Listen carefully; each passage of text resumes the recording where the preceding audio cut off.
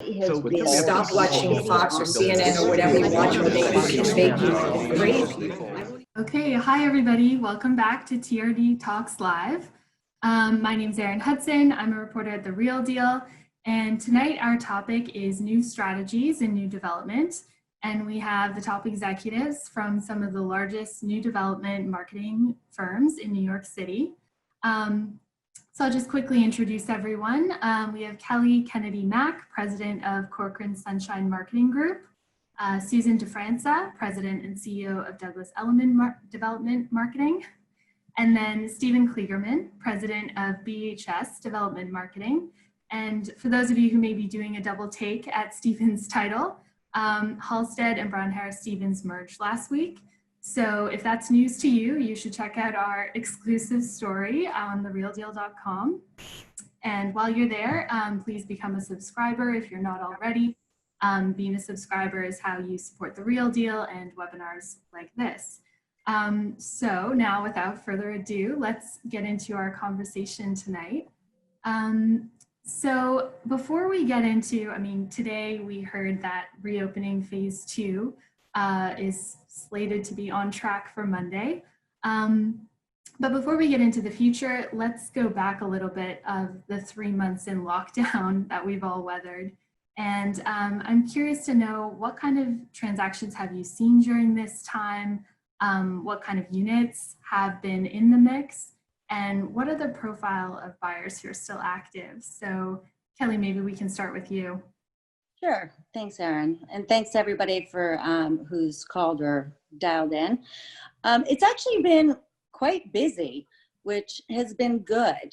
In many ways, new development, unlike other parts of the industry, just by nature of the way of how we do business and interact with customers, we so often are using technologies and selling off floor plans and beautiful photography and renderings and animations that it allowed at least our sector of the industry to be able to pivot pretty quickly as soon as the virus started spreading and there were even rumors of a potential lockdown, which I think all of us are incredibly grateful for having the teams that really had that technology available, which so many other businesses didn't have.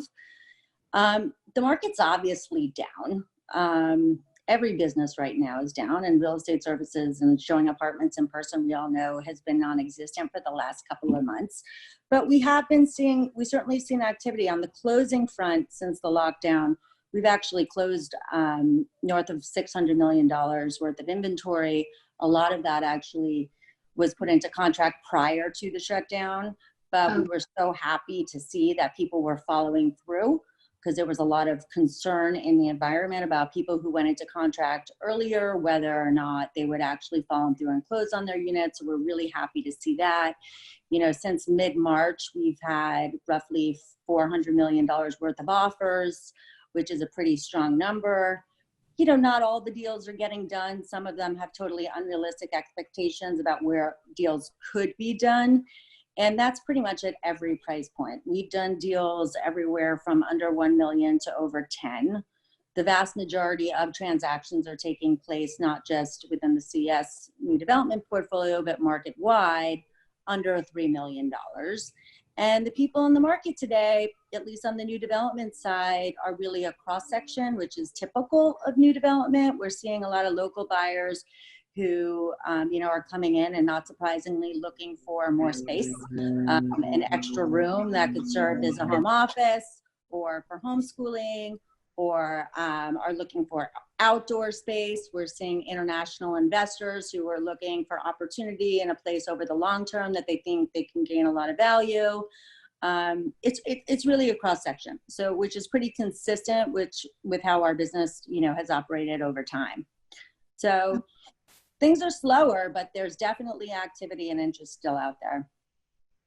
Susan, what are you seeing? And I'm particularly interested to hear how useful virtual tours have been. I know the Waldorf Astoria was starting its tours because it had just launched sales. And have virtual tours proven themselves? Well, thank you, Erin, and thank you all who are joining us this afternoon.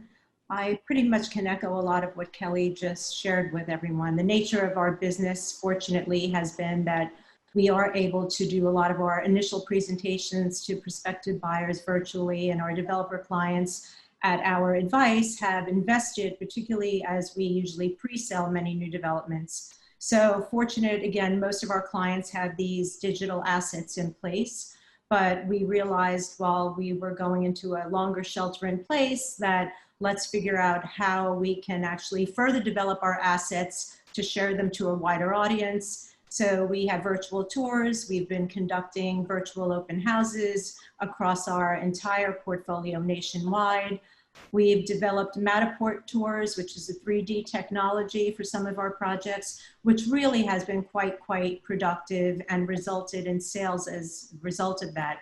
Additionally, prior to the pandemic, we had Folio, which is Douglas Elliman's proprietary global portfolio digital assets that we designed alongside Knight Frank, our global partner. So that enables us to basically put all of our developments globally on one portal, and all the agents can go in there. So again, we were fortunate to have many of these assets that we were able to deploy to our sales team. And then from a corporate point of view, we had town halls that it was just important to communicate. And the silver lining through these unprecedented challenges is I feel as a company, and quite frankly, as an industry, we've gotten closer to communicate together as we've been all going through these unprecedented times. But there are buyers out there, as Kelly has said, and I would agree. The majority of the transactions since March 12th have been in the $1 to $3 million range, yet we did get 2 sales at 111 West 57th Street, which was reported by Mansion Global, which really was a testament of faith in the New York City market. And I hearken that back to 2001 when I was at Related doing Time Warner Center. And after 9/11, we actually that December sold the penthouse in the Mandarin Tower, the 80th floor. So all of these are signs for the industry at large. So we've gotten a lot of excitement from that. Obviously, we all need to temper the enthusiasm and expectations of our developers, but we are looking forward to going back to some type of business more normal. Well, one thing, and I'm curious to know what you think about this, Stephen. I've gotten a lot of developers and the publicists who work for them reaching out to me, kind of explaining this is the discount that we're offering, this is the concession, it's never been seen before, and that's kind of become a calling card, I think, for some sponsors.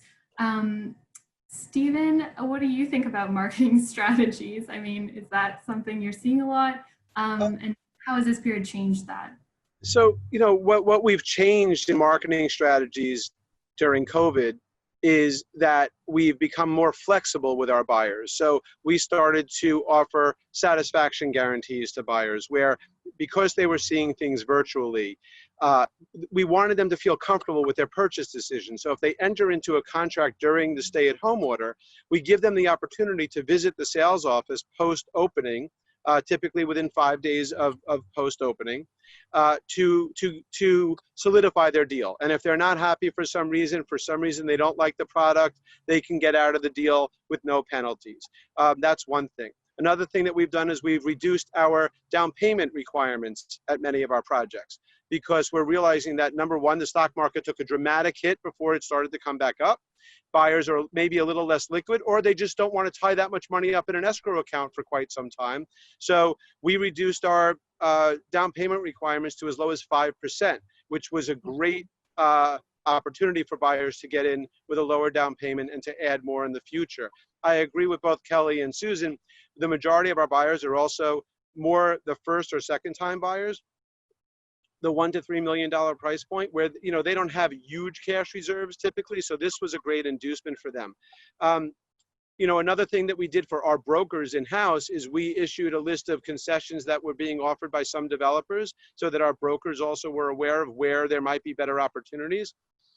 What we didn't do is reduce prices, and I'm incredibly impressed that actually across our portfolio, our negotiability factor really hasn't changed during COVID. The buyers that are out there are looking for the best product.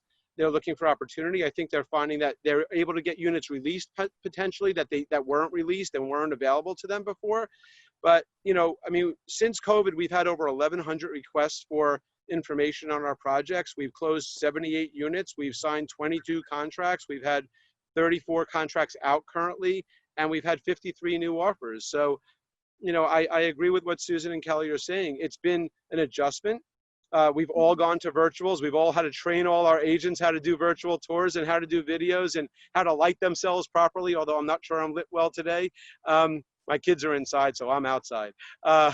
You know, but it's been a challenge, but I think our firms that are represented here and some of our esteemed competitors have really done a great job of representing their clients during a very, very difficult time. Right. Well, so when you're talking about the satisfaction guarantee, if reopening goes forward on Monday as it's supposed to, they would sort of have the 5 days next week to come in. They'll have 5 days to come in. Now we have a couple of West Coast buyers. We're going to give them a little bit more time when they're able to get to New York. We have a couple of overseas buyers. But if you're in New York or in the tri-state area, we gave you 5 days. If you needed 10 days, we'll give you 10 days. We want buyers to be happy. We don't want people to be in contract on something that they're not happy about. The nice thing is we didn't have one deal die. Not one deal in contract didn't close. Not one. Well, that's impressive. Because I've heard all the horror stories over these last 3 months. Well, so on the subject of reopening, Kelly, can you tell us a little bit about how your team at Corcoran Sunshine's preparing for Monday if it goes forward as predicted? Yeah, I mean, honestly, I feel like the only thing we've talked about in the last 6 to 8 weeks is reopening. Really, thankfully, all of us in the industry have really gotten together in a way that I feel is very different than ever before. You know, Susan and Steve and I and a lot of other members of the community have all been collaborating and working with REBNY to set up guidelines for how we can open safely, you know, not just to protect our teams who are on site, but to protect the brokerage community who's coming in, to protect prospects, to protect everybody. So it's been a pretty significant undertaking, but I'm actually feeling really good about it. I think all of us are feeling good about it, and I'm grateful that all of us kind of came together to have a sort of very, very high standard for how we're going to do business in terms of safety guidelines and protocols for the reopening next week. So we've been at this quite some time, and it's everything from all the social distancing stuff to getting the right, you know, PPE equipment, to figuring out how to actually show an apartment, you know, how many people could come on an appointment.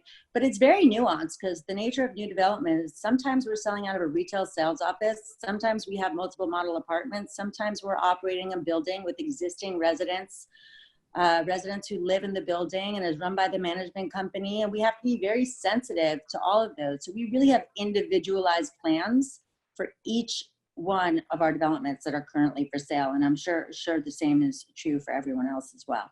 So I'm feeling good about it. We're excited.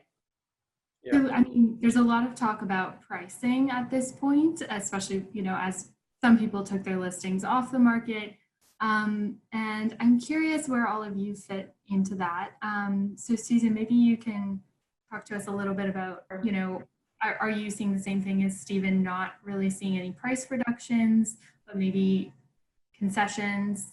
How is that looking across your portfolio? Sure, Erin. So I'd like to say that throughout the calendar year of 2019, most of our developer clients were seeing that we had a good and bad problem in the market at the same time. And all the years I've been in this industry, I've never seen so many incredible projects. So that's the good news. The bad news is there's a lot of competition. So understanding that it was a buyer's market, a lot of our developers were taking our guidance and adjusting their pricing, you know, somewhere between 5 and 10% off the ask. And then of course, buyers still want concessions such as closing costs or perhaps throwing in a storage room. And we really saw some really good velocity last quarter of 2019, and actually coming into the first quarter of 2020, there was really this enthusiasm that people were getting real. Developers were getting realistic in terms of price points, and buyers were feeling, wow, I've got value. As a result of this pandemic, things have slowed down. However, the transactions that were under contract, as Steve said, we may have lost one or two, and they really haven't said they've backed out. They just want to pause. And our developers have been very thoughtful and methodical and said, you know what, we know they love it. Let's just give them some time. So we have not realized significant price reductions across the portfolio. And on a rare occasion, there have been a couple that are going to contract wherein the broker representing the buyer may say, let's see if we can get a little bit more of a concession. But that doesn't translate to anything over maybe 3 to 5%. And quite frankly, that was the rarity rather than the rule. So as Kelly said, we've spent a lot of time, getting ready, and we know that there are buyers there that just want to get back in. Many who have visited us through these virtual presentations, several members of families who may have seen the sales office or a model unit, and now they just need to go on that second visit, which is why we're all looking forward to opening up in a very, calm and thoughtful way. Right. Kelly, can we go to pricing for you and just, how you've been kind of navigating that question with some of your developers, and obviously some are. Yeah, of course. I mean, I think negotiability is an expectation in today's market. I think all of us would be kidding ourselves if we didn't think that everyone was coming in and expecting something. And frankly, that's been the case, as Susan said, for some time. I mean, it's no secret that there's been a lot of great inventory.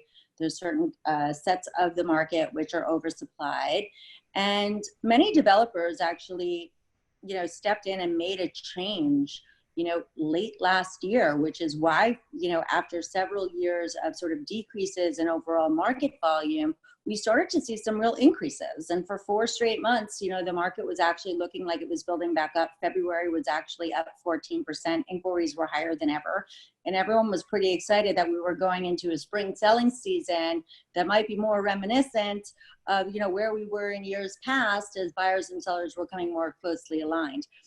Since then, we've had a lot of challenges thrown at us. So it's not surprising that the market is down. I think there is a lot of talk of what is this COVID discount and what does that price discovery look like, which has certainly created a pause for some people who are just not quite sure where pricing is right now or where it's going to be. But look, I think the truth is nobody really knows the answer to that it's nuanced in every building. Many people have adjusted their pricing already to be more in line with where buyers' expectations were. There's no hard and fast rule. There's some people, particularly with more expensive inventory, which are negotiating more. And there's other buildings which are negotiating 2 to 3%, as Susan said. So it's very difficult. And it's a challenge for buyers and brokers these days to figure out what's what. Every site has a completely different set of situations and parameters. But, if I had to answer the question, if it was just a straight out, what is the COVID discount? Data is just data, but the reality is that going into, first quarter, the average market-wide, not new development, but market-wide, the average discount off a list price was roughly 10%. Mm-hmm. Since March, it's roughly 10%. So if you have to answer, the COVID discount to date has only proven to be about 4%. It's far from the 20-something% that some people are expecting when they walk in, and just, that's why a lot of these offers are just not coming to fruition. Right, absolutely. And that's what I was saying is our negotiability factor now hasn't been really changed since pre-COVID. And coming into this market, January and February were incredibly strong. And even with COVID hitting basically mid-March, March's numbers were still over March 2019. So we were trending in a tremendous direction, and our clients know that. And as Susan and Kelly said, anyone who needed to make a price adjustment made that in 2019. So we all feel pretty confident that our products, for the most part, and there's always going to be an outlier, but for the most part, they are market priced products. And and they're going to, our clients are going to negotiate based upon that, not based upon a moment in time that had nothing to do with the economy. It had to do with a pandemic that is impacting our economy, but hopefully it will be a short-term impact, not a long-term impact. Right. Well, one thing that we're starting to hear, I'm starting to hear some whispers about is condo bulk buyers. So people who want to pick up 10 or more units. And I'm curious if you're seeing that, you're hearing that, and you know, how you deal with those kinds of transactions if and when they're coming up. So the inquiries are coming in, but the deals aren't happening because the deals aren't there. You know, I get requests from our brokers and from investors on a regular basis about bulk buyers, and they're looking for discounts that just I couldn't even fathom, because I don't think anyone could ever sell those units at the prices that these bulk buyers think they can buy them at. So, you know, I have not seen any bulk deals, and I certainly haven't seen any buyers who were being at all reasonable for their expectations. I mean, someone coming in thinking they're going to get 30 or 40% off on a bulk transaction. If the developer could have done that, they would have priced the building lower to begin with and sold it out in 6 months. Susan, what are you seeing? I concur. There's a lot of money out there, needless to say, in the capital markets, and people getting together, trying to seize an opportunity through a crisis moment. And this has happened historically in the real estate industry over decades. But this is not the market where we're seeing any velocity or any transactions, quite frankly, happening for bulk deals. As Stephen said, the value of these assets just doesn't warrant the 20, 30, 40% negotiability. And again, as Stephen said, there's always an outlier, but we do not see any velocity. So that's not really what's happening in the marketplace today. Kelly, can we hear what you have to say about this? And also, I mean, is there an aspect, I mean, these seem to be such underground deals in a way. Is that sentiment still the same, or has kind of like the connotation of a bulk buyer changed over time? Yeah, I mean, I think, look, we've all three of us have been doing this a long time through a lot of different markets and a lot of different market cycles. And every time there's any kind of downturn whatsoever, there's a huge influx of requests looking for opportunities to buy bulk deals at big discounts. And you know what? It's a smart ask. People believe in New York in the long term, and they believe that over time, no matter what's going on, that prices are going to go up. And history has proven that time and time again. So if people have that kind of access to liquidity, and they could find a developer that's in a difficult position, it's just a great business bet to go out there and actually try and pick up a bulk sale of inventory at 25 to 30% off. I think all of us on the call would be thrilled to do some bulk deals, but those prices are just pretty unrealistic for now. If those deals were available, we'd be buying them. Yeah, exactly. Right? The three of us would be buying them. Got a new fund in the works. Those opportunities at those prices are just not there. Okay. Well, just to play kind of contrarian, I mean, I think you've all three of you have spoken about the belief in New York in the long term. But, you know, I have heard there's really, since the last year, the rent laws changed last June.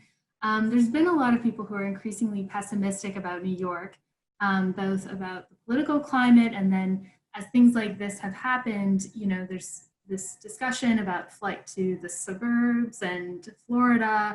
I mean, there's a lot of different factors at play, from tax changes to just market conditions. And then, of course, condo new development has had a few slow years. So I'm curious what your outlook is given all these factors, you know, and are you still completely, you know, optimistic, or do you have some caveats there? I'm happy to take that as a native New Yorker in this business for quite some time.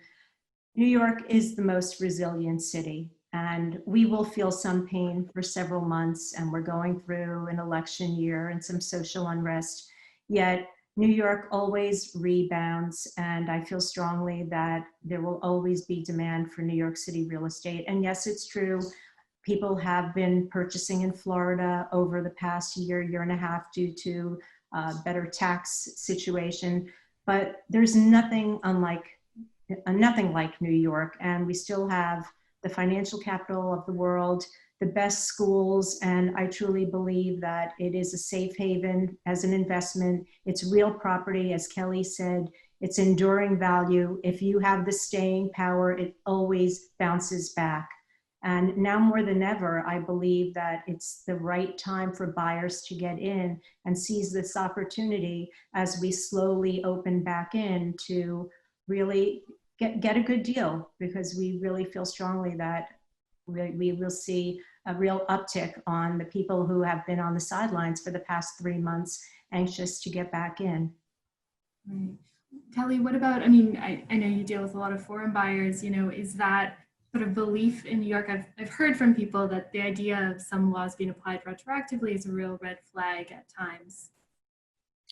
Yeah, I mean, I agree with everything Susan said. I mean, I'm a native New Yorker too, so I love New York, you know, more than anything in the world. But let's be honest, you know what? We're going through a global pandemic, unlike anything anyone could ever have imagined could have happened in this day and age. And we're not gonna recover as a city overnight. I mean, I think that there's certainly pent up demand out there. I think when we reopen our doors next week, we're going to see an absolute spike in activity for people that have been waiting on the sidelines, waiting to get in, and they need to physically see the apartment in order to actually make the transaction. And I think there's certainly deals that are going to get done. But I think, you know, people are going to be cautious. People are going to be steady. I think that a lot of the thinking about leaving New York, or the people that I know, both personally and professionally, that are even considering it, are really thinking about it in the short term, which is, I think I might move out of the city for, you know, just 6 months or a year, because I really want to make sure my kids can go to school in the fall. But they're not talking about selling their apartments. They're not talking about moving for good. And New York, as Susan said, is unbelievably resilient, you know, through multiple market shocks in the past, whether it's, you know, 9/11 or Hurricane Sandy or the past recession, the market bounced back and actually reached its peak pretty quickly. So I don't think that's going to happen overnight, but I definitely think the demand over the long term is there. I think anyone who buys an apartment now at some of these opportunities is going to feel pretty great about it in, you know, a couple of years' time. So in the long term, I feel good. In the short term, I think we all also have some healing to do, which is pretty reasonable considering, you know, what's gone on in the last few months. Yeah, I'd agree. I think long term we look good. I think short term we definitely have some challenges. My biggest concern for short term, frankly, is a little bit of urban blight with the small business, the small retail businesses that unfortunately may not reopen, and those stores are going to have to be re-rented to new small businesses. You know, you're walking home from work up, you know, Madison Avenue or Lexington Avenue, and if you walk by store after store that's vacant, that is a little depressing. And I think short term, that is going to impact our marketplace, because I think that's the biggest issue, is quality of life in New York City. The reason why people live in New York City, one of the reasons, is because it's so convenient. So if your local dry cleaner or your local stationery store is closed, or the ice cream store that you love so much is closed, you know, that's going to impact you short term. And I think what Kelly is saying and Susan is saying is those are the folks who may be out of the city for a few months, even up to 6 or 12 months, but I know they'll all come back. Just like after 9/11, people fled downtown, and a year and two later, they all came back because they loved living in New York City. The other thing that we all have to remember is, yes, we're the financial capital of the world, but we have so many other industries now in New York City. We have tech, we have biotech, we have medical. We have so many other industries supporting us, and it's still the city that has the best talent, and no one can find that. You can't find that in Miami. You know, I have kids who come and want to get a job with me. They're one of 1,000. If they go down to Florida, they're one of 50. So, you know, it's a competitive city, and it'll continue to be a competitive city. Well, shots fired. Thank you, Stephen. So that's the end of our webinar. Thank you, everybody who's tuned in this evening. We're going to be back on Friday for our weekly In the Newsroom. So we'll be talking to some of the journalists from TRD. And thank you all for coming to be part of the conversation tonight. Oh, thank you. Thanks, Kelly. Thank you. Thanks, guys. Nice to see everybody. Bye. Always good seeing you. Have a good week. Good to see you. Bye. Bye-bye.